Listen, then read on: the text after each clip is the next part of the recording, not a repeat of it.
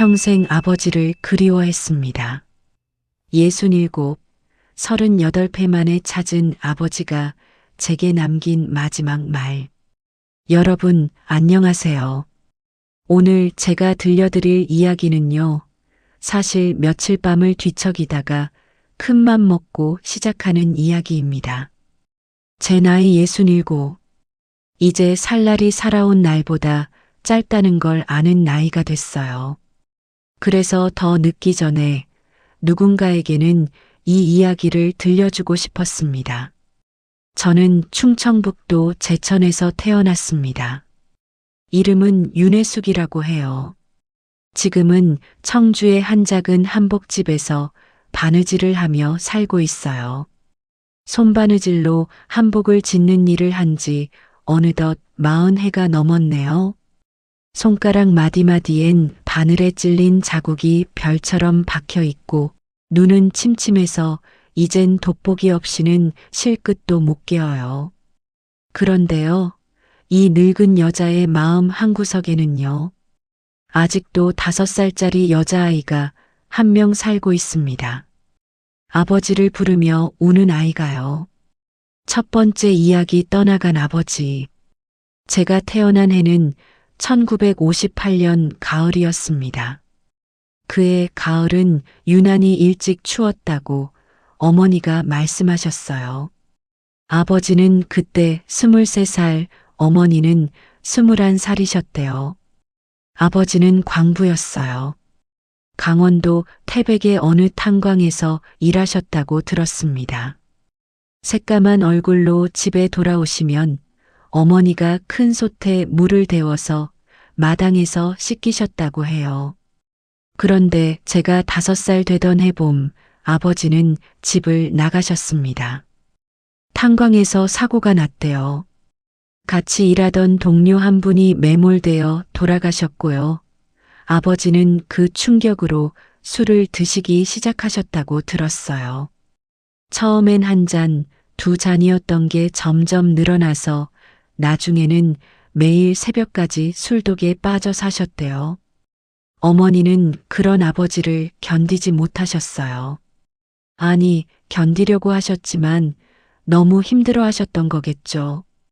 어느 날 아버지가 술에 취해서 살림살이를 다 부수신 날, 어머니는 저를 데리고 외갓집으로 도망치셨습니다. 그게 제가 아버지를 본 마지막이었어요. 저는 그날을 또렷이 기억해요. 아버지가 마루에 누워서 코를 골고 계셨고, 어머니가 저를 들쳐 업고 신발도 제대로 못 신긴 채 뛰어나가셨거든요. 저는 어머니 등에서 자꾸 뒤를 돌아봤어요. 마당의 살구나무가 점점 멀어지고 아버지가 누워 계시던 그 마루도 점점 작아지고요. 저는 아무것도 모르고 그저 어머니 등에 매달려 갔습니다. 두 번째 이야기 새아버지의 집. 외갓집에 잠시 얹혀 살던 어머니는 제가 7살 되던 해에 재가를 하셨습니다. 새아버지는 청주에서 작은 철물점을 하시는 분이셨어요. 첫 번째 부인과 사별하시고 아들 둘을 데리고 혼자 사시던 분이었거든요. 어머니가 저를 데리고 그 집에 들어가셨을 때 저는 그 집에서 가장 작고 가장 어색한 사람이었습니다. 새아버지는 나쁜 분은 아니셨어요. 저를 때리거나 굶기거나 그러지는 않으셨습니다. 그런데요, 그분 마음속에 저는 늘 데리고 들어온 자식이었어요. 명절에 새 옷을 지으실 때면 오빠들 옷은 비단으로 짓고 제 옷은 무명으로 지으셨어요.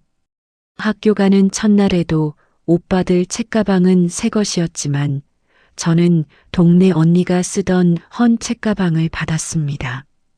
저는 그게 서운하지도 않았어요. 그런가 보다 했어요.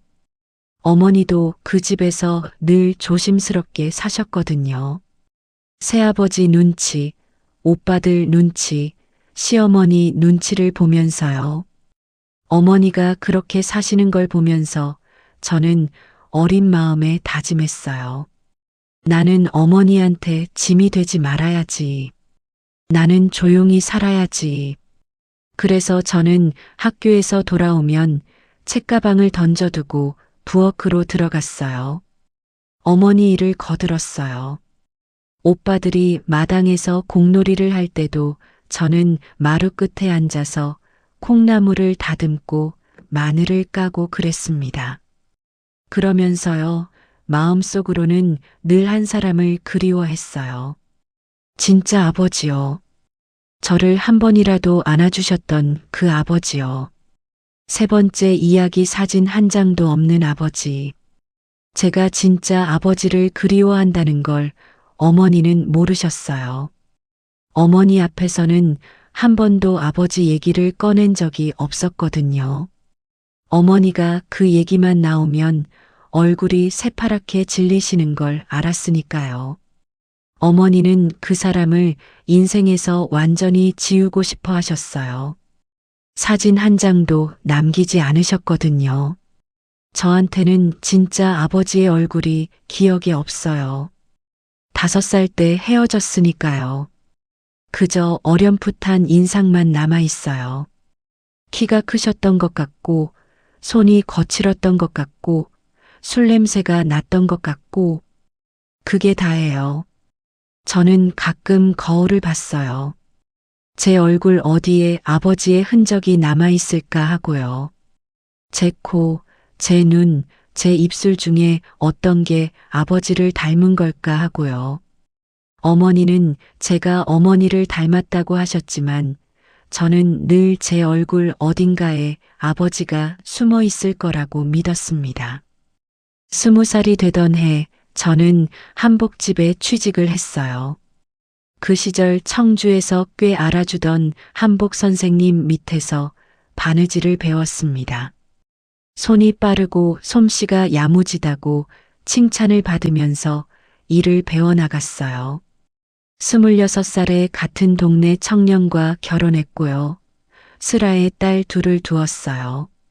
시집살이도 했고 아이들 키우느라 손에 물 마를 날 없이 살았습니다. 그렇게 사는 동안 진짜 아버지를 그리워하는 마음은 가슴 깊은 곳에 묻어두었어요. 꺼내지 않으려고 애썼습니다.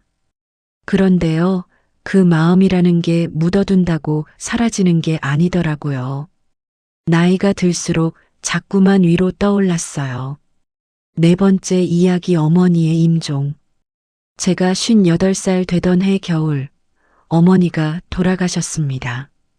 어머니는 폐암이셨어요. 발견했을 땐 이미 늦은 상태였고요. 6달을 못 넘기고 가셨어요. 임종 며칠 전이었어요. 어머니가 저를 머리맡에 부르시더라고요. 그러시더니 아주 작은 목소리로 말씀하셨어요. 혜수가 엄마가 너한테 미안한 게 하나 있다. 저는 어머니 손을 꼭 잡았어요. 그 손이 어찌나 야위셨던지 마치 마른 나뭇가지 같았어요. 내 아버지 말이다. 내 진짜 아버지. 저는 숨이 멎는 것 같았어요. 어머니가 평생 한 번도 입에 올리지 않으셨던 그 사람 얘기를 돌아가시기 며칠 전에 꺼내신 거예요. 너한테 거짓말을 했어. 내 아버지가 그때 죽은 줄 알라고 했지만 사실은 안 죽었어. 살아계셔. 아니, 살아계셨어. 지금은 모르겠다. 어머니는 가쁜 숨을 몰아쉬면서 말씀을 이어가셨어요. 엄마가 너 데리고 도망 나온 뒤에 내 아버지가 정신을 차리셨다고 들었다. 술도 끊으시고 다시 일도 시작하시고 너를 찾으러 외갓집까지 오셨었어. 그런데 엄마가 못 만나게 했다. 엄마가 그때는 그 사람이 너무 무서워서 또 그 사람한테 다시 끌려갈까봐 무서워서 너를 안 보여줬어. 어머니 눈에서 눈물이 주르륵 흘러내렸어요. 혜수가 엄마가 잘못했다. 너한테서 아버지를 빼앗은 건 엄마야. 너의 아버지가 아니야. 엄마가 잘못했다.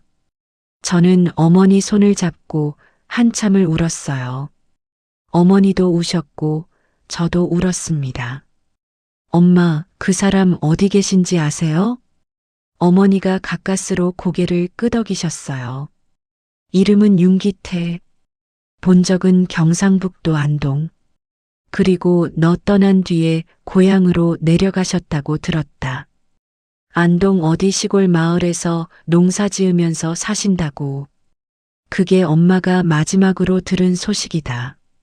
10년도 더 됐어. 어머니는 그 말씀을 마치시고 사흘 뒤에 눈을 감으셨습니다. 5번째 이야기 안동으로 가는 길. 어머니 49제를 마치고 나서 저는 안동으로 향했습니다. 남편한테는 그저 친구를 만나러 간다고 했어요. 딸들한테도 아무 말 안 했고요. 평생 가슴에 묻어둔 그 사람을 찾아간다는 걸 가족들한테는 차마 말할 수가 없었거든요. 안동 시외버스 터미널에 도착하니까 가을바람이 매섭게 불더라고요. 저는 어머니가 알려주신 그 마을 이름 하나만 들고 시골 버스를 갈아타고 또 갈아타서 산골 마을로 들어갔어요. 마을 입구에 계시던 할머니 한 분께 여쭤봤습니다. 할머니, 혹시 윤기태 어르신이라고 아세요? 옛날에 강원도 태백에서 광부하시다가 고향으로 내려오신 분인데요. 할머니가 한참을 저를 쳐다보시더니 그러시더라고요. 윤기태?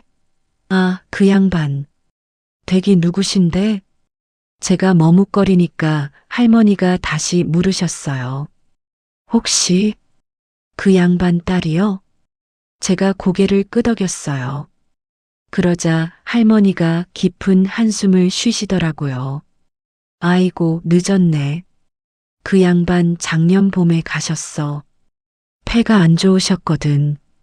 광부하실 때 폐에 진폐증이 와서 평생 고생하시다가 가셨어. 저는 그 자리에 주저앉을 뻔했어요. 38회를 그리워한 아버지를 1년 차이로 못 뵌 거예요. 1년만 일찍 어머니가 진실을 말씀해 주셨다면, 1년만 일찍 제가 용기를 냈다면 저는 살아계신 아버지를 만날 수 있었던 거예요. 저는 그 마을 입구에서 1시간을 울었어요. 할머니가 제 등을 쓰다듬어 주시면서 같이 우셨습니다. 6번째 이야기 아버지의 무덤 앞에서 할머니가 저를 아버지 산소까지 데려다 주셨어요. 마을 뒤편 야트막한 산에 작은 봉분 하나가 있었어요. 비석에는 윤기태의 묘라고 새겨져 있었습니다. 저는 그 앞에 무릎을 꿇었어요. 가져간 막걸리 한 병을 따라 올리고 절을 2번 했습니다. 아버지, 해숙이 왔어요. 아버지 딸 해숙이 왔어요.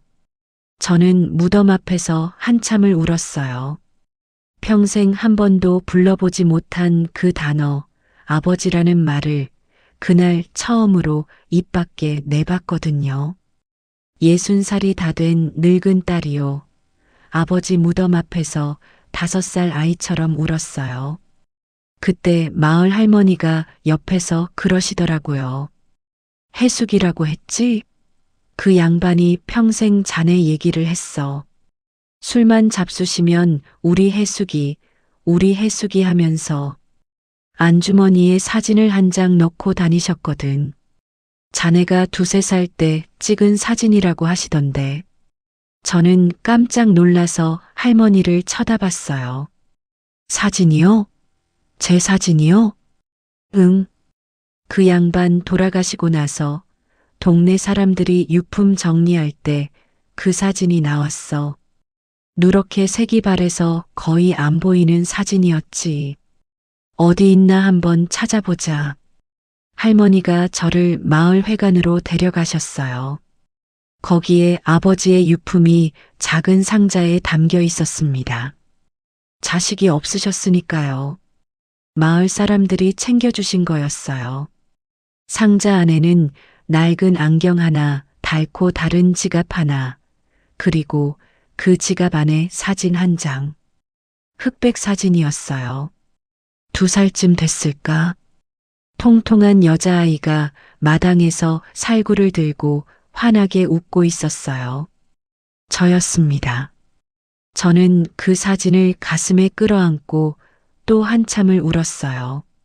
38회 동안 저는 아버지를 잊으려고 애쓰며 살았는데요.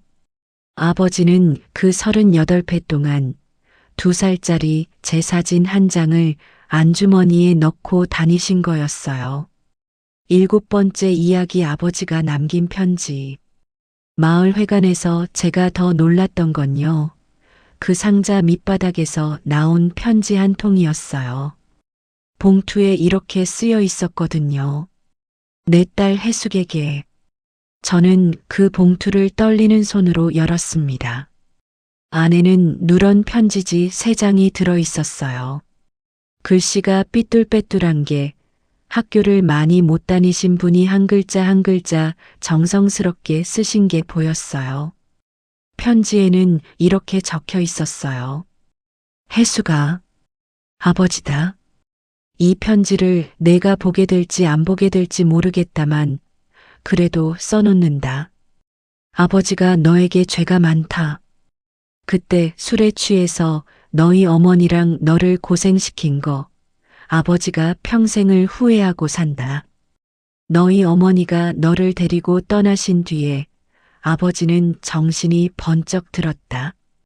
술도 끊고 일도 다시 시작했어. 너를 찾으러 외갓집에도 갔지만 너희 어머니가 안 만나주시더구나.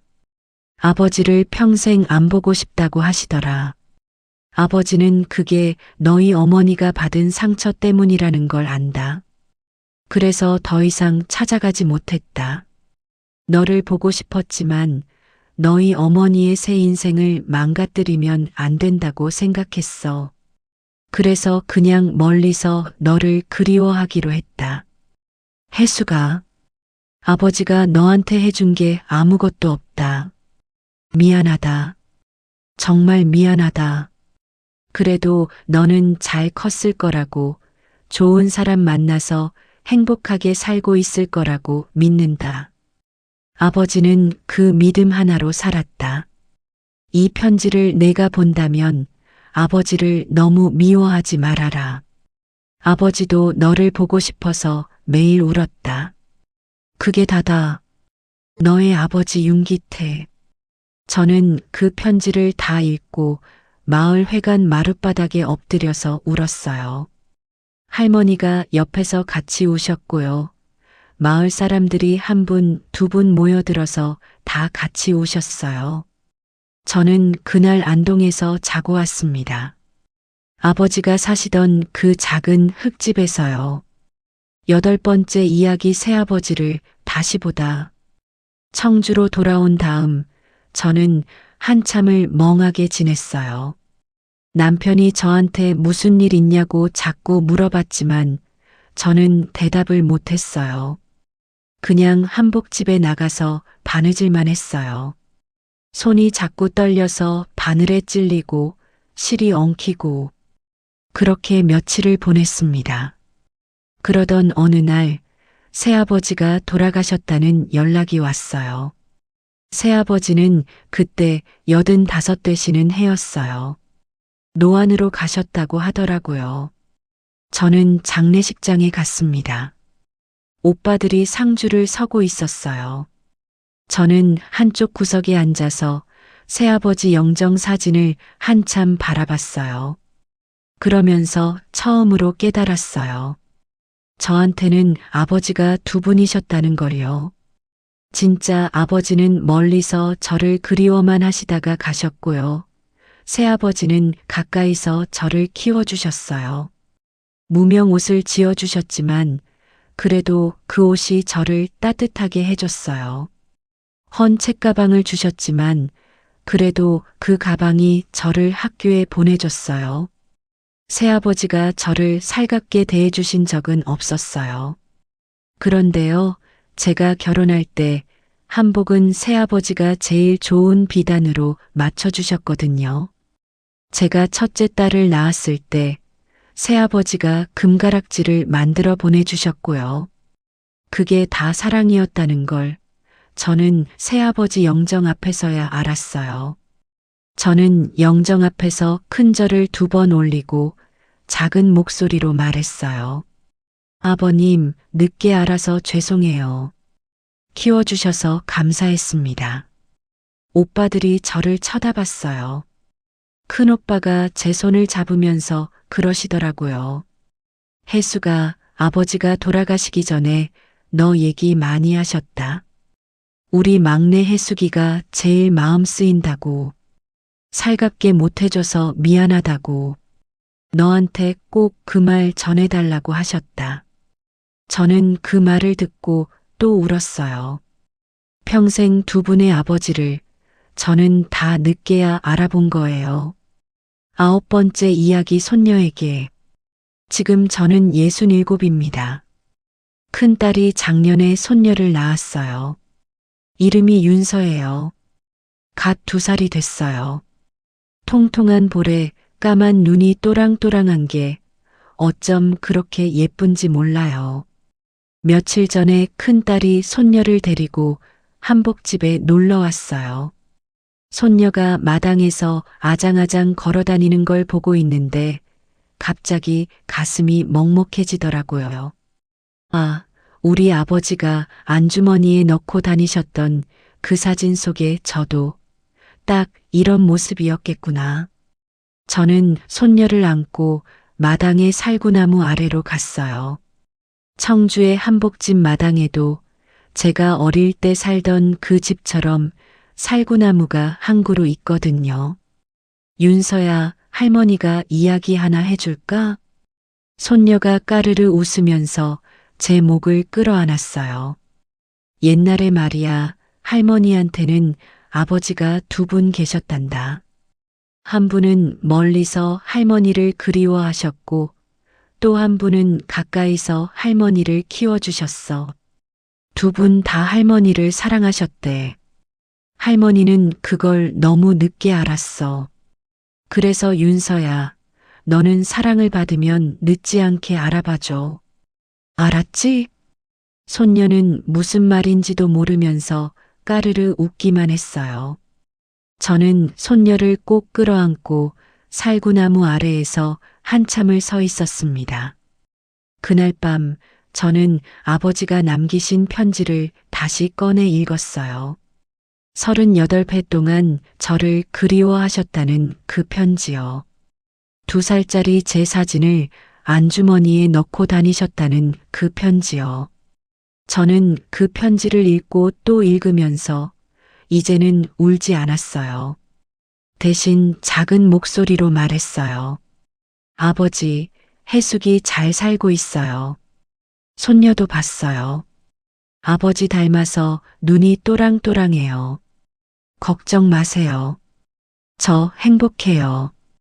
마치며 여러분, 제 긴 이야기를 여기까지 들어주셔서 정말 감사합니다. 저는 평생 진짜 아버지를 그리워하면서 살았어요.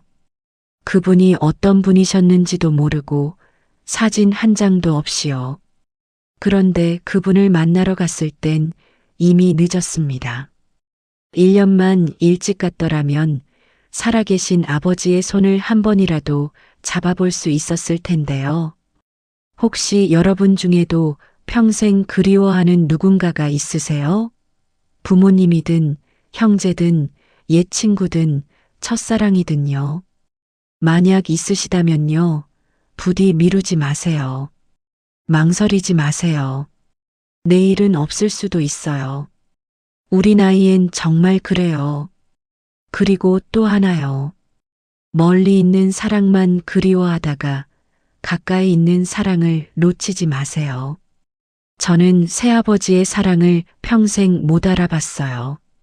그분이 돌아가시고 나서야 알았어요.